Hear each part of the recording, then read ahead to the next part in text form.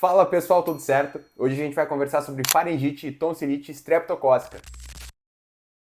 E é uma condição extremamente comum que pode estar nas tuas provas de concurso e tu também pode vir atender pacientes com essa condição. E a gente vai encontrar, principalmente no livro que é a referência mundial mais famosa sobre patologia oral e maxilofacial, trazendo todos os detalhes sobre esse assunto. Então vamos lá. Essa condição pode ser causada por diversos micro-organismos, inclusive sendo causada até mesmo por bactérias e por vírus, mas a grande maioria dos pacientes tem a faringite viral. Dentro dos casos virais vai ser uma variedade muito grande também, podendo ser encontrado o entrovírus, o adenovírus, o vírus da influenza, o vírus da parainfluenza e até mesmo o vírus do Epstein-Barr. Nos casos de infecções bacterianas, a gente vai encontrar frequentemente o Streptococcus pyogenes, uma bactéria um tanto quanto famosa que a gente já falou sobre ela em outras infecções que eu trouxe aqui no canal para vocês. Mesmo o Streptococcus pyogenes sendo uma das principais bactérias, quando a gente está falando de faringite, tonsilite, existem casos raros de infecções por bactérias, por exemplo, da difteria e da gonorreia, causando uma faringite aguda. A disseminação ela ocorre tipicamente através de gotículas respiratórias ou até mesmo através das secreções orais de uma pessoa para outra. A maior prevalência desses casos é em pacientes de 5 a 15 anos, mas a gente pode encontrar paciente apresentando essas condições em qualquer idade.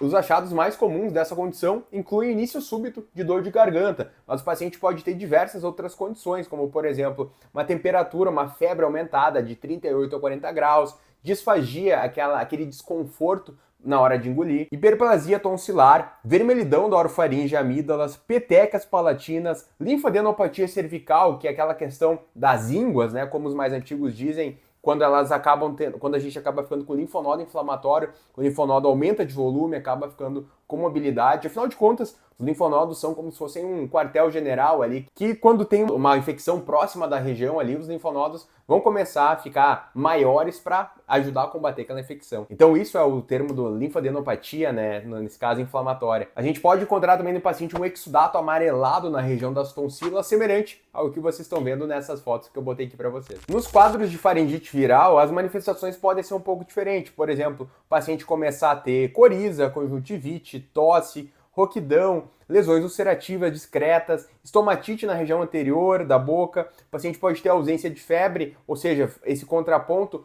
com as condições bacterianas, onde o paciente pode apresentar febre alta. Exantema viral e também diarreia podem estar associados nesses quadros quando a gente fala das faringites virais. Como eu falei para vocês, grande parte das faringites elas são virais, mas quando a gente vai para a literatura acaba tendo um fato muito interessante, que mais de 60% dos pacientes acabam recebendo prescritos ali um antibiótico. Então perceba que vários dos pacientes vão estar ali com uma condição viral e vão estar recebendo dos profissionais prescrito um antibiótico, que na prática não vai adiantar de nada. Fala pessoal, do nada apareci aqui com outra camiseta, um cenário diferente, é porque eu estava gravando esse vídeo, quando a gente foi editar, o meu microfone tinha ficado sem bateria, e aí grande parte do vídeo acabou ficando sem áudio, então eu tô refazendo essa parte final aí, então vocês não reparem aí nesse pequeno detalhe. Vamos seguir falando do diagnóstico dessa condição. Como eu vinha falando para vocês, a grande parte das faringites elas são virais, só que quando a gente vai para os estudos, a gente percebe que mesmo assim,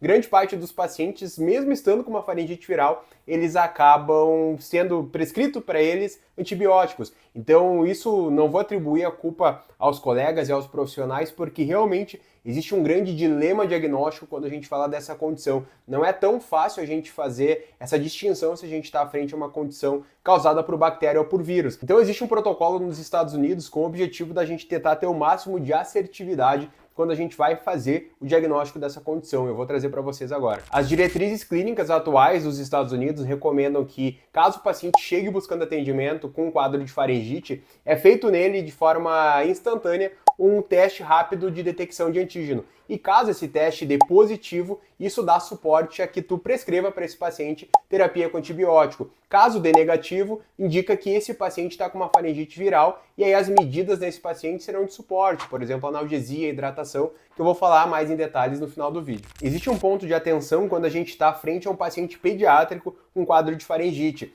Tu faz esse teste de detecção rápida de antígeno no paciente e se der negativo, esse teste ele tem uma baixa sensibilidade. Então é indicado que nas crianças seja feito um exame extra, que é um exame de cultura, ou seja, tu vai fazer uma cultura desse paciente para se certificar que realmente não tem bactéria e realmente não é um quadro de faringite bacteriana. Quando se trata do paciente pediátrico, acaba que o diagnóstico é um pouco mais trabalhoso, afinal de contas, você vai ter que fazer uma etapa a mais. Quando negativar o resultado do teste rápido de antígeno, tu vai fazer ainda uma cultura, mas é muito importante esse cuidado extra com as crianças que vêm buscar atendimento com a gente. Em 2015, a FDA, que é a Food and Drug Administration, que é como se fosse uma Anvisa lá dos Estados Unidos, aprovou um novo teste que, de certa forma, eliminaria essas duas etapas de diagnóstico e tu conseguiria um resultado mais rápido em cerca de 15 a 25 minutos. Esse exame mais moderno, ele realmente deixa o diagnóstico mais ágil, mas a gente entra em outro dilema diagnóstico, que é a possibilidade dele dar resultados falsos positivos. Cerca de 20% das crianças em idade escolar têm no corpinho delas ali os estreptococcus do grupo A, só que de forma assintomática. Isso não traz nenhuma repercussão para a criança.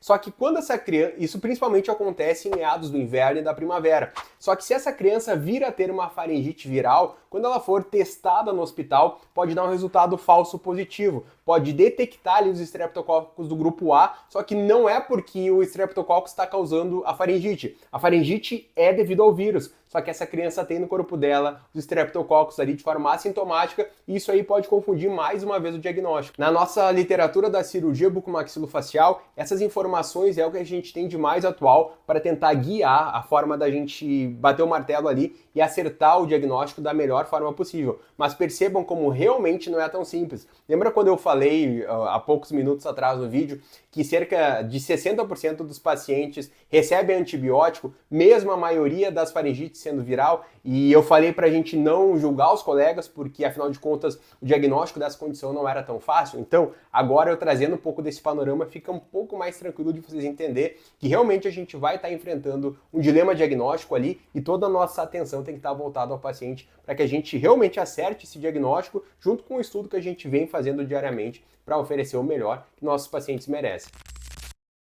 Essa condição, na maioria dos casos, ela é autolimitante e dentro de 3 a 4 dias após o início dos sintomas, ela se resolve de forma espontânea. Já os casos de faringites bacterianas, a gente vai precisar entrar com terapia antibiótica.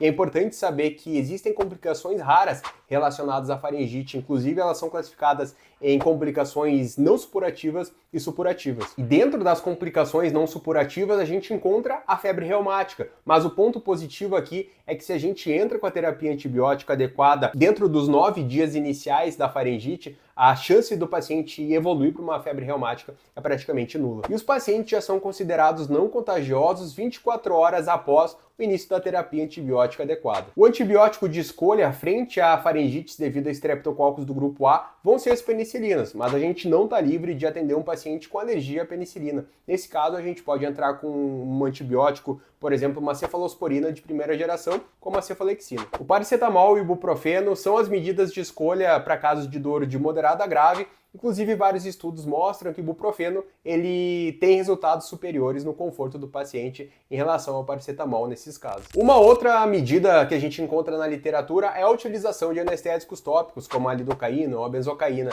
mas a indicação fica bem clara que é restrita a crianças maiores e adolescentes e evitado totalmente em crianças menores. Então esse é o nosso vídeo de hoje. Se tu gostou, não esquece de deixar o teu like, manda um comentário também, envia esse vídeo para algum colega que tu acredita que vai se beneficiar de toda essa nossa conversa. Eu te espero no próximo vídeo. Valeu, tchau, tchau!